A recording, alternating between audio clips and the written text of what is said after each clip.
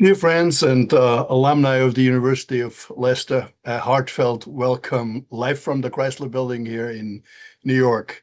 It's a pleasure to welcome you, and I'm grateful for your interest in the University of Leicester and in the mission of the American Friends of the University of Leicester, an organization I'm very proud to serve as president. Maybe just a few housekeeping notes first up. Please feel free to keep your videos on for the duration of the event. However, please ensure your microphones are on mute so that we can all hear our speakers clearly. As a reminder, you can find the microphone and camera buttons on the edge of your screen. We'd love for you to post your questions for the questions and answer in the chat box, and we'll answer as many as we can during the Q&A section towards the end of the talk. A reminder to please be respectful in all comments and questions posted. The American Friends of the University of Leicester was established in 2020 as a 501c3 nonprofit organization. We are an independent US-based entity governed by a very dedicated board of directors, most of whom are US citizens and all of whom share a very strong connection to the University of Leicester. Our purpose is very clear: to raise philanthropic support in the United States so that Leicester can continue to pursue world-class research, strengthen educational opportunities, and create global citizens of change. Some of you may know Leicester's history as a university founded by the people, for the people, and its motto, Ut vitam habeant, so that they may have life. After World War I, families donated what they could, often small sums, in memory of those who never returned. That spirit of community giving remains alive today. Our role is to extend that tradition across the Atlantic by enabling US supporters to make tax-deductible contributions that directly fuel Leicester's strategic goals. Our board is composed of dedicated leaders who bring professional expertise, nonprofit experience, and deep personal commitment to the University of Leicester. Our current board includes, and I want to give a big thanks to all of them, Tim Clackett as a treasurer. He studied economics. Lorna Campbell, who serves as secretary, who studied international relations. Catherine Victor, who serves as a board member, who studied history and political science. Dr. Sandhya Narayanswamy, who we will hear later today, board member and studied biological sciences. Pamela Matera, who serves as a board member and studied museum studies. Debbie Stahl, who serves as a board member and studied business administration. And I, being an alumnus of the law school, practicing law here in the United States. We support the university's bold new ambitions, including its vision for the next 100 years of change. Our focus areas align with the university's priorities: transformative research, educational access, and supporting bright and determined students wherever they are in the world. One way we do this is on Giving Tuesday. Next slide, please. Giving Tuesday is a global day of generosity that celebrates giving in all its forms: volunteering, donating, organizing, or campaigning. This year, it is on 2nd of December, tomorrow. Takes place always on the Tuesday after Thanksgiving. And Leicester alumni have been very generously to the Giving Tuesday in previous years through the telephone campaign and emails appeal. So please, if you receive a phone call tomorrow, do not hang up. And thank you for your support. Gifts this year will support the Greatest Need and Student Support Funds. And if you would like to support Giving Tuesday this year in any way, please let our team know. None of this we could do without the active support of the university's advancement team, in particular Rosemary Fent, Rachel Selfridge-Gaten, and Victoria Kirk, and of course, the director of the advancement team, Steve Corbett. And I'd like to introduce Steve Corbett, who will give us a good overview over next year's 21-21 campaign and all that's up the sleeve of University of Leicester for giving, not only on Giving Tuesday. Steve, up to you. Thank you very much, Lucas. Hi all. It's very nice to be talking to you today. Unlike Lucas, I'm not in the Chrysler building. I am coming live from Leicester. And I just want to spend a few minutes just giving you, as Lucas says, a quick overview of what the two funds that Giving Tuesday supports are all about, and also what our key mission is for our campaign that will launch early next year. So, as Lucas mentioned, the key funds that Giving Tuesday will go towards this year through the American Friends and the 501c3, they are arguably the two most important funds of all the things that we raise money for here at the university. The Greatest Need Fund is one that is a bit of an unsung hero in that this enables us to move forward with so many projects that otherwise might struggle to find the funds for. These are the sorts of things that really enable key research, really enable our students to be able to go above and beyond in what they do. And it's incredibly important that we keep that fund buoyant to enable us to do more and more great things. And then arguably even more important than that is, of course, the Student Support Fund, which has been established specifically to assist students who are facing significant financial challenges. It's not easy in the current climate for anybody studying anywhere in the world, and that's exactly the same here in the UK. And to enable our students who are working extremely hard to continue with their studies when they otherwise may need to drop out due to financial reasons would be incredibly sad and affect their lives in an incredibly negative way. So very, very important. We get applications for more student support than anything else at the moment here at the university than we ever have done before from students. And so it's really, really important. So anything you might be able to do support would be absolutely wonderful. Thank you. Next slide, please. So moving forward, as you probably heard us mention before, we are going to be launching the University of Leicester's first ever significant comprehensive fundraising campaign publicly next year. We've been in the silent phase of our campaign for the last 2 years. And the campaign mission is really to look back at how we were founded. As Lucas mentioned, the university was founded through philanthropy. And our Vice Chancellor, Professor Nishan Kanagaraja, has quoted this many, many times, how the University of Leicester was founded on the spirit of hope to bring people together to using the power of education to change lives for the better.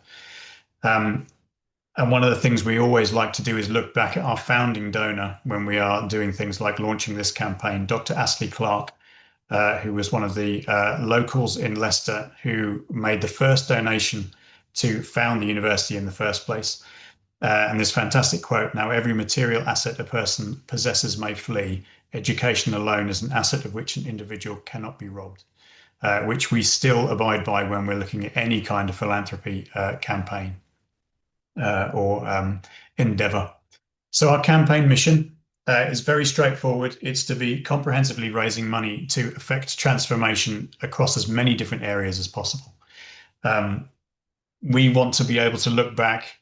We have looked back over this last 100 years and seen everything the university has done. What we want to be able to do is look forward and provide a framework to establish as many transformational projects as we can to set forward on this next 100 years. It was very important to the Vice Chancellor when we went through our centenary to think about what this generation at the university and what our current generation of alumni can do to really push the next century forward. And this campaign feels like the perfect way to do that. We want to increase a bolder culture of philanthropy, show institutional commitment, and it will help lift the university's rapidly developing profile and reputation in the UK and on a global stage. Next slide, please. So just a quick whistle-stop tour. So as I say, is to look to transform the University of Leicester over the next 3 to 4 generations of our global citizens and beyond.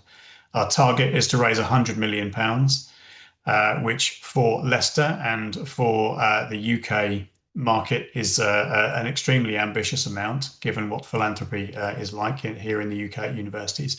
It is the most significant campaign since our founding. And it will be comprehensive. So we'll be raising money for everything we possibly can, looking to help solve the world's largest issues. And so our 4 main strategic pillars that we're raising money for fall under the key subjects of people, planet, health, and culture, which will really draw upon all of the key things that the university is both incredibly strong in and known for, and the things we want to push forward over the next 100 years. So this really is an important historical moment for the university. Next slide, please. Very pleased to say that over the last 2 years of working within the silent phase of our campaign, we have managed to get past the quarterway mark we hope to be at when we launch. So we hoped to be at 25 million by the time we launch publicly. And I'm really pleased to say that we are about 30.5 million pounds over the course of 30.5 million pounds over the course of the last 2 years, which we are incredibly proud of, and it's thanks to everybody who has given over the last 2 years. And if that includes you, a huge thank you on behalf of the whole university. It's really enabled us to feel positive about this launch. And to feel that we really can make a lot of headway over the next few years towards that 100 million pound target. Next slide, please. So the most exciting thing is that we will be launching the campaign at a big event here in Leicester, first of all in February, on February the 4th, next year.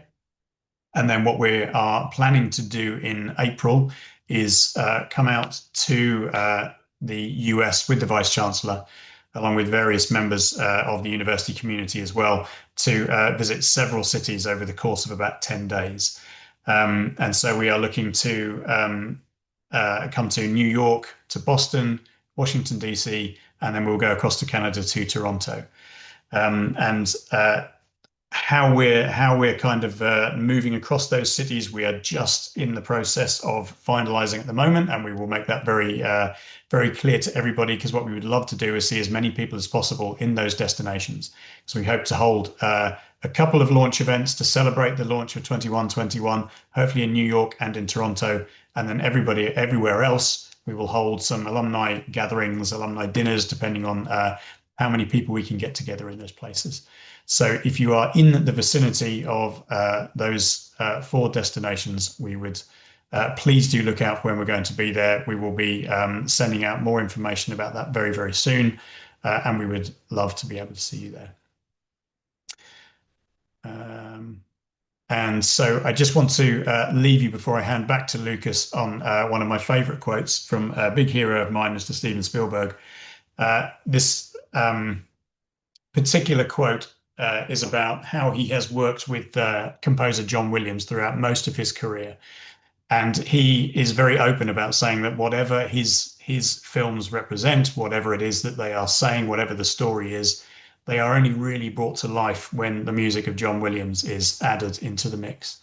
And I very much feel that that's the role philanthropy plays at the university. We have everybody else, thousands of people making the university work, making all the great work happen, serving the student community and serving the research community as much as possible.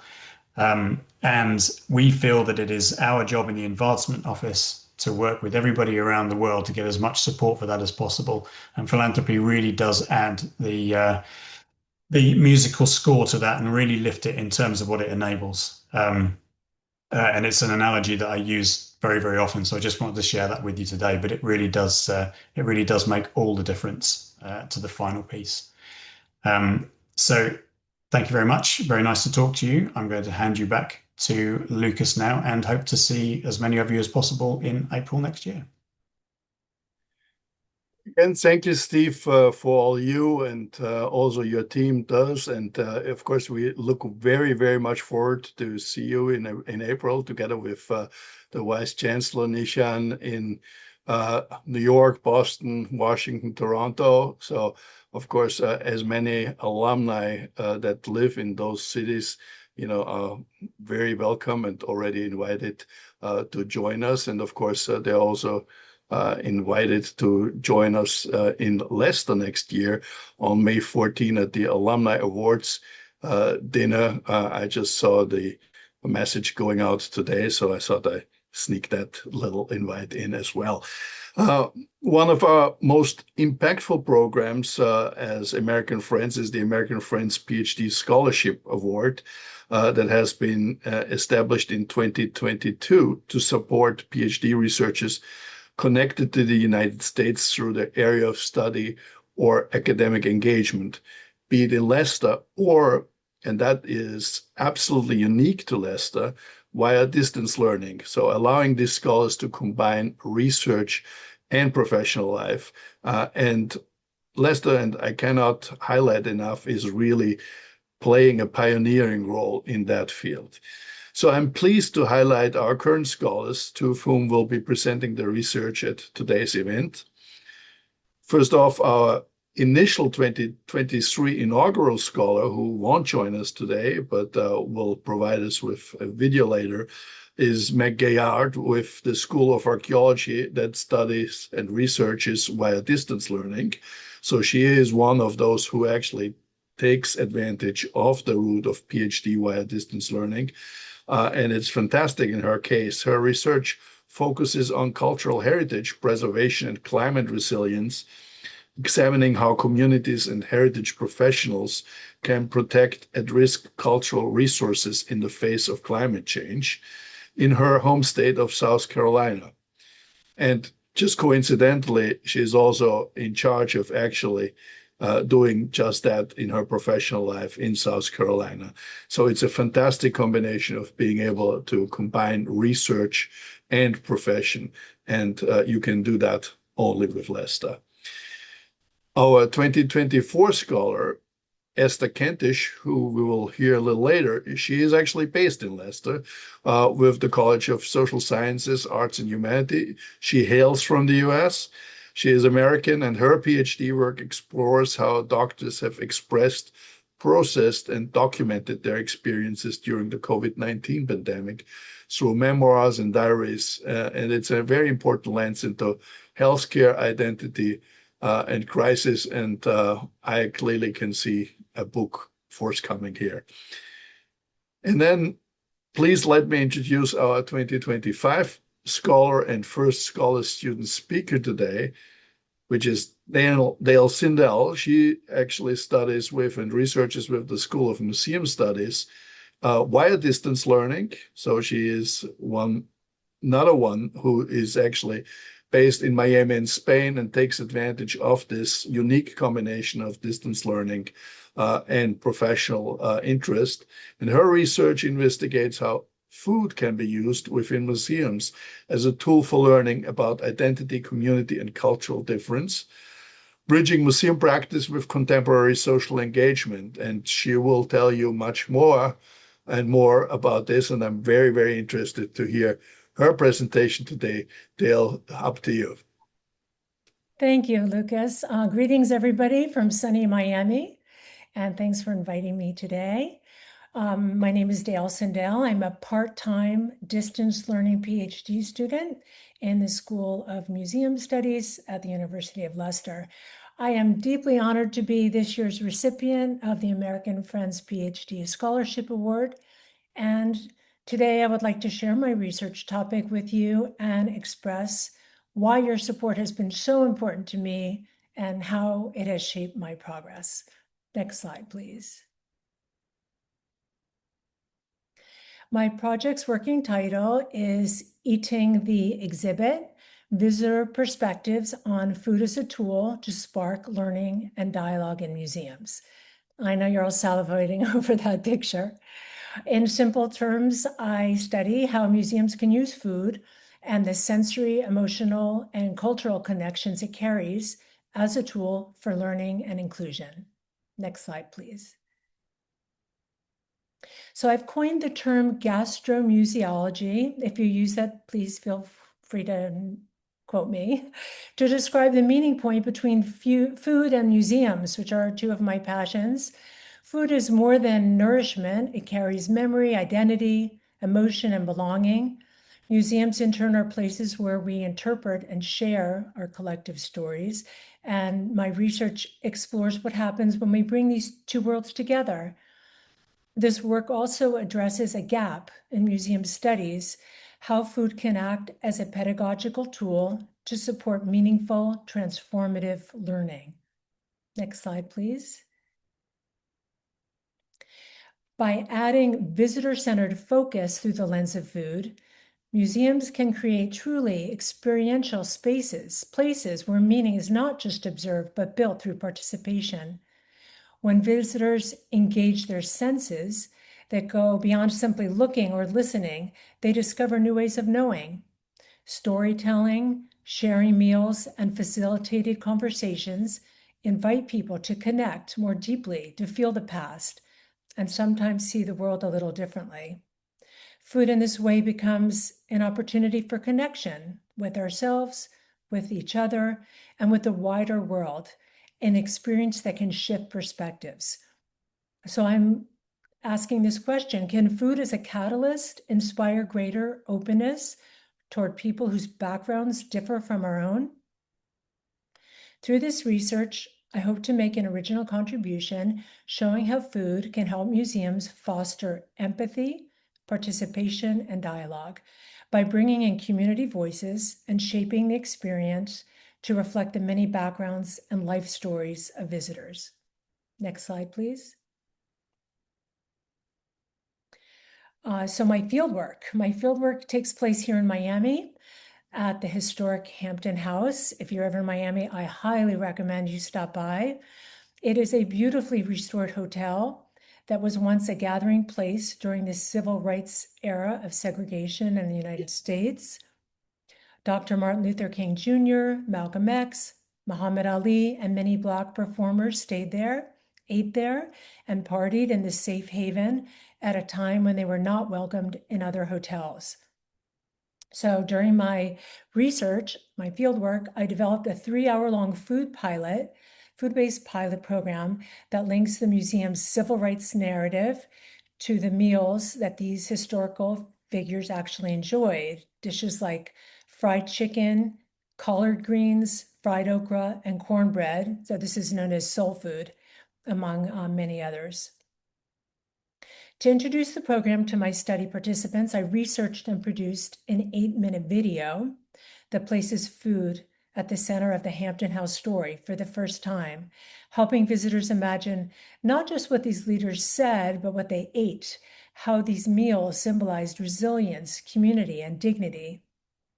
After touring the museum and watching the film, participants in the study were invited to draw and share their own food stories, reflecting on how a meal can express identity, culture, migration, or social change.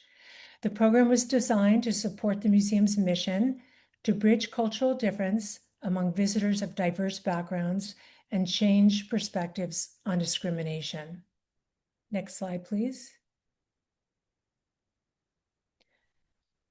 So one participant, her alias is Francesca, told me, quote, "If that's something that can be recreated and done on a daily basis for their guests, we'll definitely bridge that gap, because it would make it possible for people who probably would have never interacted in that setting or even thought about going there to understand the people around them. But now that I've had this experience, I would be like, oh, I'll be more open to want to actually meet with you outside of this setting." So it definitely would bridge that divide. And it definitely would help others to want to communicate and to want to spend time in communities that they probably would have never spent time in, end quote. So for me, that comment captures exactly what I'm working towards, examining how food can open a space for empathy, learning, and connection in ways that sometimes hearing about, seeing and reading texts and exhibits alone sometimes can't. Next slide. Now I'd like to talk about how this scholarship has supported my work. The American Friends PhD scholarship has supported me in ways that extend far beyond significant financial relief.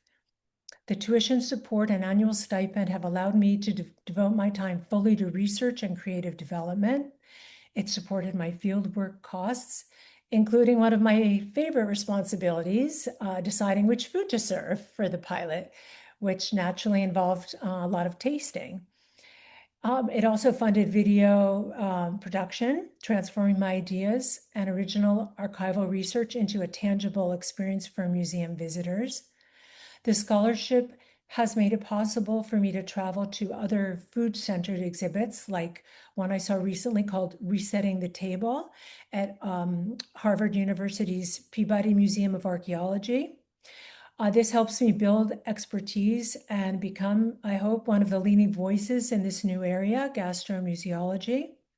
To date, I visited more than 20 food exhibits in American and European museums. The funding has also helped me return to Leicester for postgraduate research week to connect in person with colleagues. As a distance learner, and that experience of being physically on campus, sharing ideas, and feeling part of something larger was incredibly meaningful. And finally, the funding has helped my training in interpretive phenomenological analysis. This is the qualitative research method that I'm going to use to analyze visitors' lived experiences. That training strengthened the academic rigor of my work and has expanded my professional skill set. Next slide, please. But honestly, beyond all this, the scholarship has given me something equally valuable, and that is validation. I feel truly encouraged that the American Friends support out-of-the-box, cutting-edge research, a project like mine that reimagines what a museum experience can be. I'm flattered and grateful that my unconventional ideas about food, learning, and empathy have found support among people who value innovation and creativity in scholarship.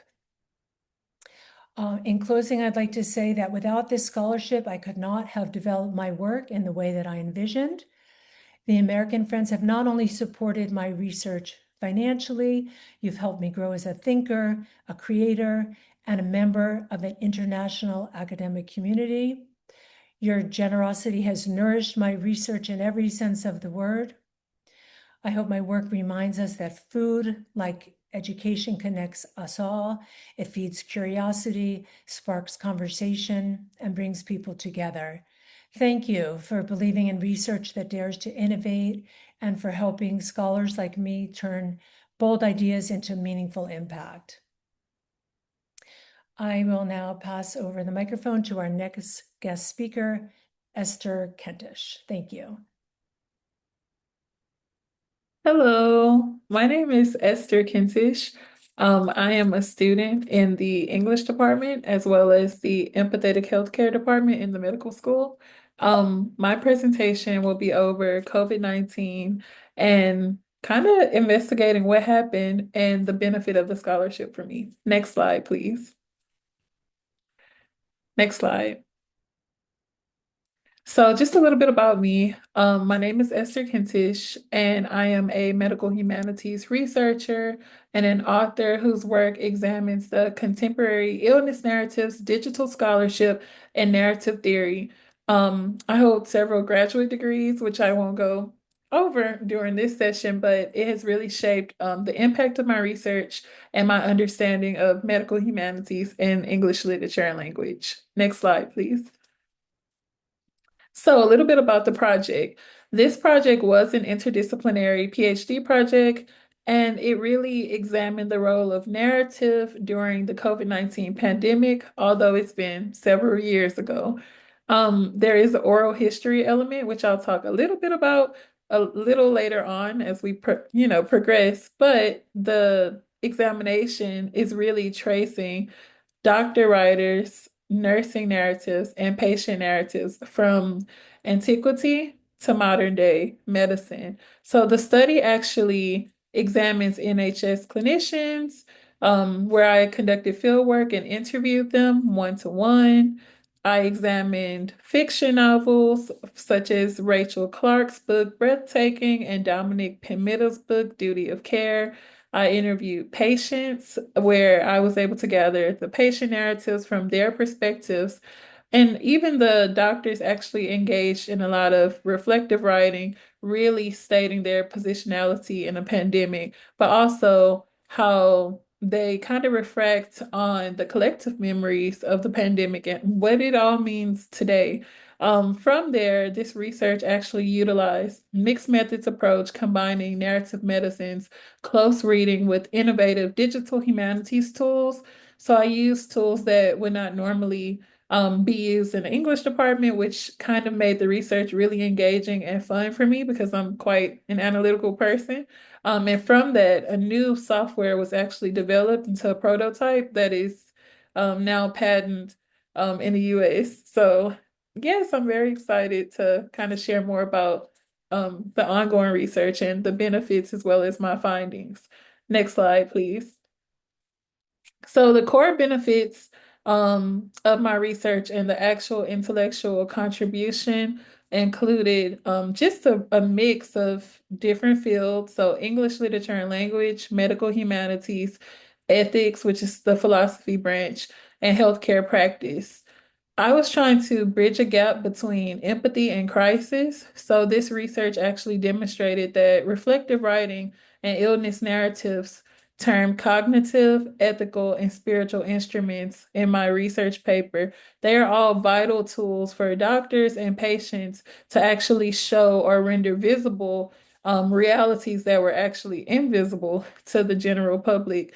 So, by moving beyond clinical reports, the project humanizes the pandemic and actually gives us outcomes both visually and textually of what the pandemic was and its social and cultural impact on society. From there, this research also pioneered ethical computational hermeneutics. So the project introduced a novel hybrid analytic model, which I coined the term narrative bloom. And narrative bloom, it really traces the doctor's experiences emotionally. And it's an innovative tool that translates the ethical principles of narrative medicine, which is attention, representation, and affiliation. Narrative medicine is a field pioneered by Rita Sharon, by the way, affiliated with Columbia University in New York, which I found fascinating. She has an English degree and a medical degree. So this project kind of sits right in between. But Narrative Bloom was able to kind of create this prototype and create this world where you can interpolate the experiences of the doctors and the patients into technology. Also, the research outcome actually defined a new genre. So, as you all know, we have fiction, nonfiction, even medical memoir, but right in between, my research kind of coined the COVID genre. So, from the COVID genre, I was able to actually quantify the production of the pandemic narratives and study. This study actually revealed a measurable temporal pattern at the beginning of the research. There were several questions as to how can you kind of measure the pandemic if it's a moving target, and my research answered that question. This research formally defined the genre, and it really created an imaginative kind of foresight into lived experience and embodied testimony. And the embodiment of like oral kind of narratives, it was very important because one of the niches of the research was that a lot of doctors did not discuss their experiences at the time, and a lot of the oral history findings showcase that the writing was actually cathartic for them. So the research not only was theoretical, but it was also empirical. Next slide, please.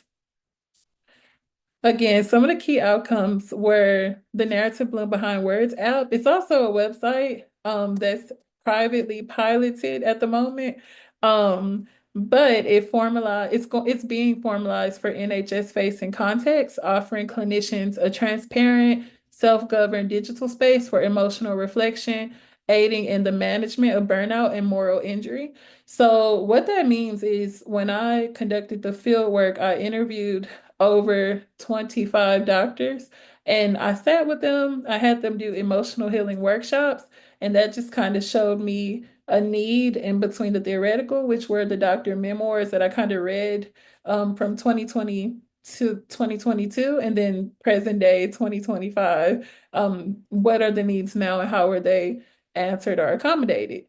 That led me to academic innovation. So the development of the ethical computational framework and its associated intellectual property kind of created transferable methods from humanistic inquiry to data-driven environments without sacrificing narrative depth. So I did work with a mathematics professor at the University of Leicester to kind of discuss COVID and discuss certain type of, in a way, developments on how to kind of create the algorithm that the app runs on, because it's not AI. But it also, my previous research from 2016 predates how I kind of developed some of the quantifying methods, and then I used them, or I guess I further looked into them and examined them for my PhD. Also, the societal insight, the collective patient and doctor narratives serve as collective memory, challenging governmental narratives of closure by insisting on ongoing embodied timeline and endurance recovery. So I'll talk about that in the next slide. Next slide, please. So there are several books that have been written, and several that are forthcoming from my research. For example, The Story of COVID is already completed and produced, and it sits in the Wellcome Library in London. Now, the two that are coming, Methodological Approaches for Computational Empathy, that one is really the breakdown of narrative bloom, and then the emergence of a quantifiable COVID genre. It basically, I created another, I can't talk too much about it because it's still in a patent process, but there's another website and app where I use the algorithm to trace the fiction from 2019 to present day, and to see how did the COVID genre even form and make it make sense. So that's what that book is about. Next slide, please. So yes, the monograph placement is in a Wellcome Library, and it's really an honor to, have it placed there, because not many PhD students have a book or monograph placed. So I just wanted to kind of share that with you guys. And next slide, please. And that is, you can search it and it's there. Just wanted to include a little screenshot of that, which is very exciting for me as a scholar, because to me, pedagogy is important, and it's just important to see like the work physically in your hand. And I also have a copy as well. So next slide, please. So the impact of scholarship funding. So this scholarship truly actually enabled me to travel back and forth from the UK for essential, or from or to the UK for essential data collection. It covered round trip flights and hotel accommodations, which is critical because this type of, research requires you to be there, especially it's not necessarily that it's only like ethnographic research, but it's also empirical research. So you're trying to, like, I want to get the emotions of the doctors, the feelings of the patients, the thoughts of the caregivers, and not just only theory. It also helped to foster public engagement and museum inquiries, where I was able to really kind of get asked to, do speeches or produce small kind of museum exhibits in different places, which is interesting. And it also supported interviews and research collection, again, from the NHS doctors. Next slide, please. So, research tools and resources. I was able to buy the essentials for the apps for research development, which I would not have been able to genuinely if I didn't have the scholarship. I was able to acquire primary texts and books emerging from the research, which you actually need several copies. You may have one main copy, but if you're traveling back and forth, you need an additional copy. And it also supported the processing and distribution of books to the libraries and the museums. So once the books were accepted for acquisition, I had to send them or have them sent out. So the scholarship actually helped with that. Next slide, please. And further academic advancements, it actually enabled me to apply for a Pulitzer Prize for my nonfiction documentation of the pandemic. It supported expenses related to provisional patent, which is now complete, and it allowed continued development of long-term research outputs. So if I want to do something later, or actually I am doing something where I have a few forthcoming publications in journals, it helped with that because it gave me more time to like not have to work, and you can just focus on the writing. Next slide, please. So professional and leadership growth. Yeah, it gave me free time, as I said, to even be a trustee at the London Vocational Ballet School, which I have always loved dance and ballet, but this is something that is helping me to kind of keep my mind and mental health good, but also contribute in a governance way. It helped to support continued membership in the British Association of Medicine, as well as the Royal Society of Medicine. And it gave me the ability to focus and just be productive. Next slide. And looking forward, the project is actually continuing to evolve with expanding opportunities, and just different support. And I'm very appreciative of the scholarship fund. And I'm hoping it helps other students like me because it is essential and it kind of creates that international being like, you feel supported, that's true. But also it just shows that somebody actually cares about your academic inputs and outputs. Next slide, please. So yeah, I would like to now introduce Dr. Sanya Narayan Swami. Needed to get that correct.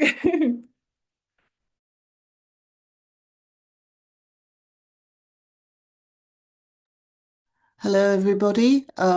My name is Sandhya Narayan Swami. Thank you for the introduction, Dr. Kentish. And I'm a board member of the American Friends of the University of Leicester. So, a little background on myself. I did my undergraduate degree at Leicester in biological sciences, then a PhD at the University of St. Andrews, two postdocs, most recently at the University of California, and then I became a research scientist. However, I switched careers to fundraising in the late 1990s, and I have been specializing since then in foundation fundraising, most recently at Caltech as Director of Corporate and Foundation Relations. So my career has covered both research and funding for research, and that has brought me many, many realizations over the last 50 years. And so consequently, I was very pleased to be asked to sit on the board of AFUOL. And what we do is we fundraise from US-based alumni or people doing projects with a US aspect. My motivation for this is to give back to the university I loved. I was very, very happy at Leicester. I got a first-class degree there. It was great fun, and I was the first Indian woman on the University Challenge team. So I had a lot of fun when I was at Leicester. It was a great university. What was interesting, since I graduated in the 70s, nearly 50 years ago, I had full grants for both my first degree and my PhD. As a result of this, I was able to graduate with no student debt at all. When I was at the end of my first postdoc, I was wondering what to do with my career, and so I thought naturally I'll come back to England and I'll apply for a faculty position. I went back to the University of Leicester to talk to my mentor, Clive Roberts, who was my undergraduate supervisor, and he said, Mrs. Thatcher has cut all funding to British universities. If you have a job in the States, stay in the States. As a result of this, British universities put in fundraising programs on the American model, and that is why I support this, because it's an essential function to allow a university to continue. British universities were then impacted by Brexit. So one thing that closed off the European Research Council, of which Britain was getting the largest amount of funding. So without private fundraising, universities would be in a really, really sticky position. And we're now seeing this happening in the US, where funding has been cut off, there's no access to it. And a lot of people have forgotten what Mrs. Thatcher did. So For me, as a young person just graduating, not having student debt meant that I could build a life without being overwhelmed by this debt. And I don't think young people in starting positions with starting salaries should have to manage a massive amount of student debt on top of it all. So I think it's very important to provide scholarships.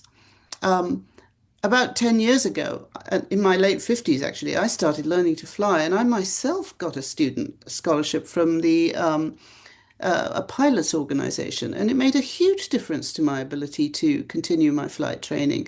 So at all ages, these are essential mechanisms for allowing people to focus on their research, not have to worry about the money, just study and then build critical thinking skills and all the things that come with going to graduate school and building a better life for yourself in the future. I think it's very important. And I would like to encourage everyone who's interested to donate to the scholarship program. I will hand you off to Lucas Stahl, who is the CEO of the American Friends. And thank you for listening. Thank you, Cindy, and thank you, Dale and Esther, for your wonderful and insightful presentations. And I think you can already feel and understand, why we're so excited about, supporting these scholars and that research. It's truly innovative, interesting research. And just, maybe as a matter of interest to some of you, we all selected these research proposals, of course, on the basis of so-called blind presentations. So none of us who selected those awardees did know, who it is that applies. These applications that were decided, and awards that were decided purely on merit. And I think that, also strengthens and underlines, the value of these scholarships and, of course, the strengths of their proposals.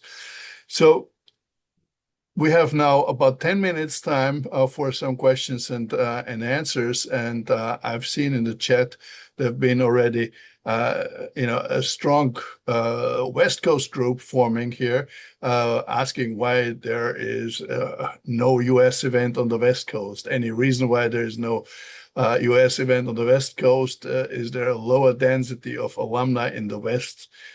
Someone from San Diego. And to the same tune, with reference to what Steve said earlier, referencing John Williams and films, it's interesting that you have nothing on the West Coast, as in Hollywood, or focusing on the arts, anything onwards. So let me answer this right off the bat. So first of all, we have plenty on the West Coast. Sandia is based on the West Coast. Two of our other board members, Tim Clackett and Lorna, are based on the West Coast. A strong team in the Los Angeles area. I regularly am in Los Angeles. So we have a good team based in the LA area for sure. And we had a big event last year in Los Angeles. And this is the reason why this year or rather 26 will come up on the East Coast. But it was a beautiful event in the British consulate hosted by the British consul. We're very grateful for, together with the president of the University of Leicester, which was a fantastic event, and also the Vice Chancellor attended. So we sure, I think, will have another West Coast event very, very soon. Then we have another question here to a similar tune. I'm near Chicago. How can get the American Friends of Leicester get together with others in our area? This is coming from Ann Peterson. Here in Chicago, we're not that densely populated with alumni, it seems. When you look at the map of alumni, and we, frankly speaking, get that mostly from LinkedIn, you can see that we have strong alumni communities, like I said, in the Los Angeles area, some in the San Francisco area, New York, Boston, DC. These are probably the strongest alumni area. But now that we know that you're based near Chicago, please, I suggest also, get in touch with either me or Rosemary Fint. By the way, all our contacts are on the website. That's www and then afuol.org, afuol.org, like American Friends of the University of Leicester.org. And you will find all of the board members also on LinkedIn. And so that's really the best way of getting in touch with us. And we're very happy. We are very, very happy to respond to you and organize meetings if some of us is coming through the area. I have another question here. How can I be involved in the 21 Founders of the Future campaign? I think that's a question for Steve. Steve, do you want to answer that? Yeah, absolutely. So there are numerous ways you can get involved, because what we're looking for, as well as support, is really advocacy, and getting the word out there about what sorts of things we are looking to raise money for and how people can support. So certainly, if you have contacts, if you know of funding bodies in the US that might be interested to give to the campaign, please do get in touch with one of us and have a chat. We would love to discuss that. And of course, if you'd like to support the campaign yourself equally, please do get in touch, and we can talk about the various ways that you can do that. What sorts of areas you feel you might want to give to, and then how you can do that via the American Friends, via the 501c3. But yes, please do just get in touch, and we can have a chat about the various ways that you can support. That'd be wonderful. Thank you. Thank you, Steve. And I think there's another question very much in the same tune. How can I get involved with the American Friends of the University of Leicester? I say there's two ways, you can get involved with the Leicester alumni community as a whole. One is through the American Friends of the University of Leicester, which, like I said, you can join us either via the website or you contact us via LinkedIn directly.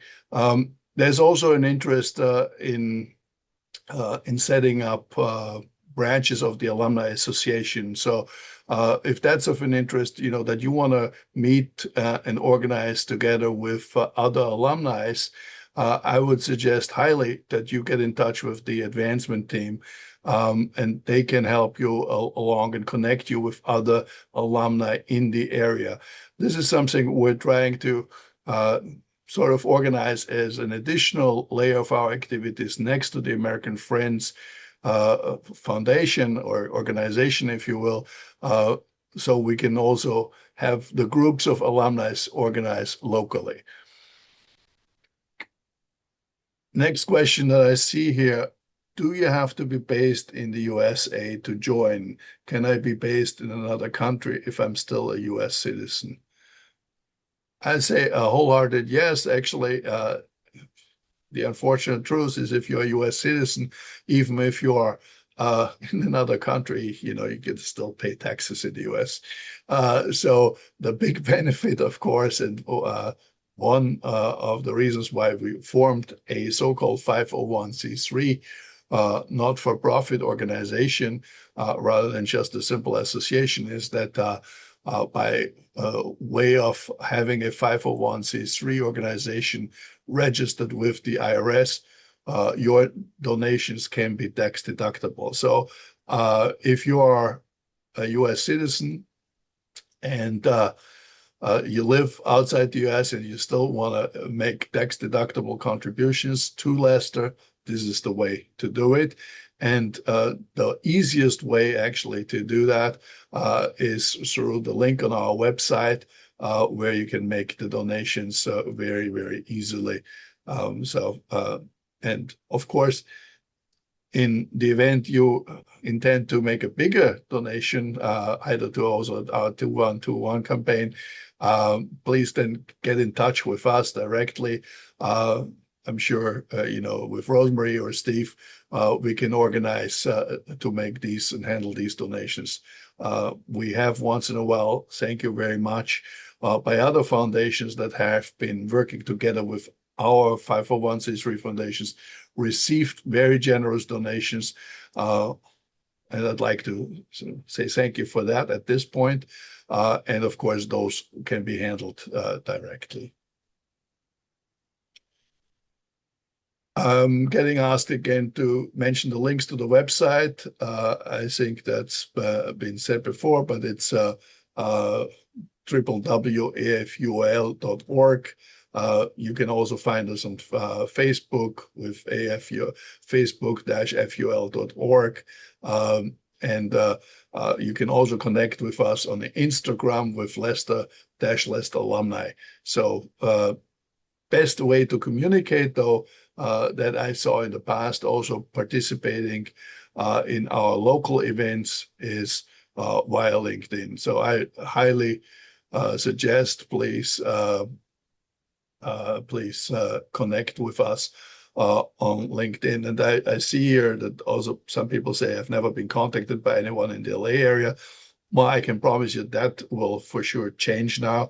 But not only that, we will, I'm sure, organize an event in the LA area as well very, very soon. And of course, here, this is coming from Lynn Hawley. Lynn, I can promise you we'll contact you very soon and meet with you very soon. I see you're based in Pasadena, so you're next door to Sandia. So I'm sure there's a coffee or lunch meeting in the making very quickly. So this is fantastic. I can see already how the networking works here, and this is one of the reasons why we do this. Thank you so much.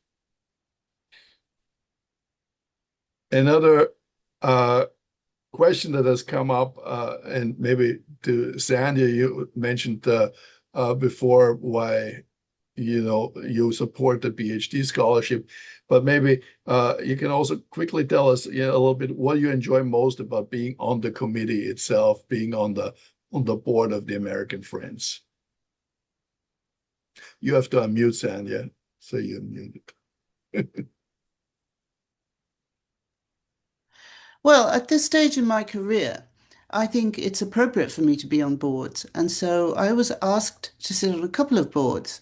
One, the University of Leicester, and the other one has to do with my flying career.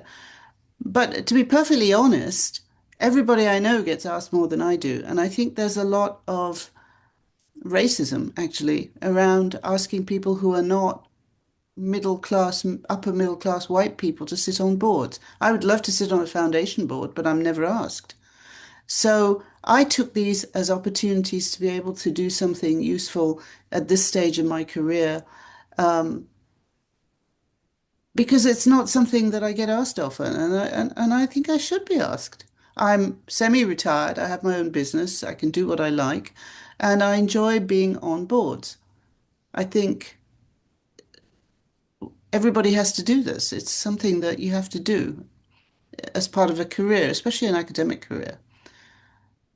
I know hundreds of people at foundations. I'd give my teeth to sit on a foundation board, but I never get asked.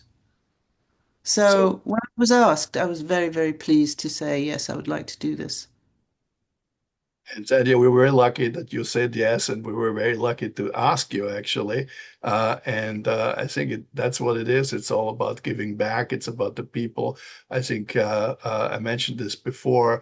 We have a wonderful team of people, 5 women, 2 men right now at this time on our board.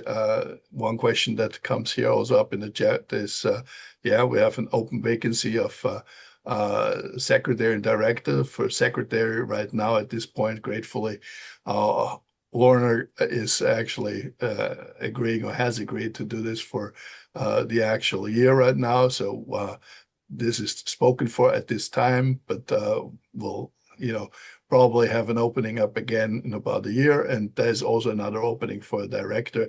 I have here a question. Could you tell me more about this role? Could I apply if I'm based in Toronto? So about the role itself, about the role itself. And I see Rosemary just already gave her email also in the chat, so you can contact her directly. The role itself, encompasses, regular meetings by the board that are actually happening virtual, because we are really, placed across the nation. So East Coast, West Coast, Middle America, we still have, some spots to fill, I'd say. So maybe someone from Chicago is listening here. But the role itself, of course, is of course, keeping updated on our activities, contributing to our activities, and being an active participant in events like this and others that we do locally and that we do virtually. So it's not it's really anything but a burden. It's really, if you enjoy learning about the university, keeping in touch with the university and supporting its aims, and particularly its research, this is a fantastic place to be with, together with great people. Could I apply if I'm based in Toronto? Being based in Toronto is definitely not a problem at all. Our preference for regulatory reasons mostly is having either U.S. citizens or permanent residents on board. So that's the maybe only qualification. But you can be all across North America, and we know that we have a very, very strong alumni community in Canada as a university. Just to, I guess, pick up where Lucas had just left off. We do have a very active community of alumni in Toronto. We did hold a reunion there last year, which we're hoping to get a lot of those alumni together again when we go back to Canada this year, early next year. So we, as Lucas mentioned earlier, what we really do encourage people to do is to establish some international alumni chapters. Wherever it is across North America that you are. It's a really easy way to then establish kind of a base for people to be able to get together and not just sort of rely on when we're going to be in the area. And there's information on how you can establish an international chapter on the website, on the university website, under the alumni pages. And all you really need to kick off an international chapter is to have 3 volunteers, to have a chair and then a treasurer and a secretary, and then you can grow that chapter as much as you wish, depending on how many alumni are in the area. So please do, if you're interested, please do have a look at the web pages and see how you can see if you might be interested in doing that. Thank you very much. My colleagues have just put a link in the chat to information about the international chapters. So please do, to the alumni chapters, please do have a look at those. Does anybody have a question for our fantastic scholars before we wrap up? Anything to do with their work or their experience?